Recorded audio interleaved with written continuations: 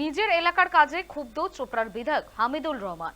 সোমবার ব্লক উন্নয়ন পর্যালোচনা বৈঠকে জেলা শাসক সুরেন্দ্র কুমার মিনার উপস্থিতিতেই পঞ্চায়েতের উন্নয়নের ঢিলেমির কথা তুলে ধরলেন চোপড়ার বিধায়ক। জেলা শাসক বিধায়ককে আশ্বাস দিয়েছেন আর্থিক বছরের উন্নয়নের টাকা পড়ে থাকবে না, দ্রুত খরচ করার নির্দেশ দিয়েছেন। আগামী আর্থিক বছরের উন্নয়নে পরিকল্পনা মেনে কাজ করার নির্দেশ দিয়েছেন জেলা শাসক। উত্তর দিনাজপুরের পিছিয়ে ব্লক চোপড়া ব্লকের উন্নয়নে গতি আনতে সোমবার উন্নয়ন নিয়ে পর্যালোচনার বৈঠক করলেন জেলা শাসক সুরেন্দ্র কুমার মিনা। বৈঠকে চোপড়ার বিধায়ক হামিদুল রহমান ছাড়া জেলা প্রশাসনের উচ্চপদস্থ কর্তারা ছাড়াও ব্লকের সমস্ত প্রধান, পঞ্চায়েত সমিতির সভাপতিকে বৈঠক করলেন। চোপড়ায় উন্নয়নে বাধা হয়ে দাঁড়ায় রাজনৈতিক হিংসা।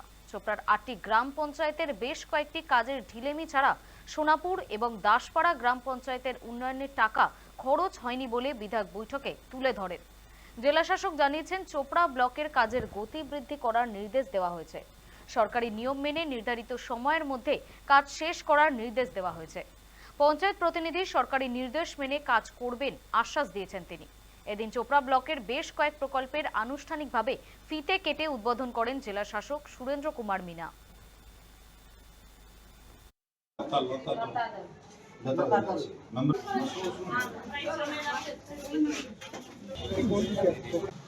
ঢিলামি হয়েছে কাজের কিছু কিছু পঞ্চায়েতে, সেটাও তুলে ধরল।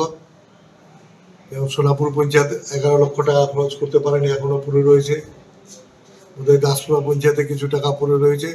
এইগুলো নিয়ে তুলে ধরলেন। এগুলো যথারীতি এমন বড় নাই, খুব তাড়াতাড়ি এগুলো শর্ট আউট হয়ে যাবে।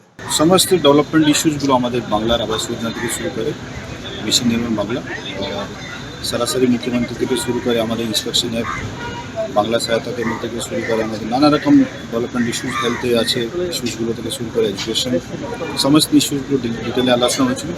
আগামী বছর আমরা কীভাবে কাজকর্মগুলো করবো, এই ফাইন্যান্সিয়াল ইয়ার তো মোটামুটি শেষ হয়ে গেছে, ওর 5-7 দিন আছে। নেক্সট ফাইন্যান্সিয়াল ইয়ারে আমাদের কাজের একটু সময়সীমা আমরা বেঁধে দিচ্ছি। অলরেডি সবকে জানানো হয়েছে, এখানে প্রধানদেরকে টার্গেট দেওয়া হয়েছে, স্টাফদেরকে বলা হয়েছে কি সমস্ত সরকারি রকম যেহেতু কাজ আছে আমাদের টাইম লাইন মেনে, টাইম বাউন্ড মেনে, ট্রান্সপারেন্সি মেনটেন করে সঠিকভাবে জিনিসগুলো করতে হবে।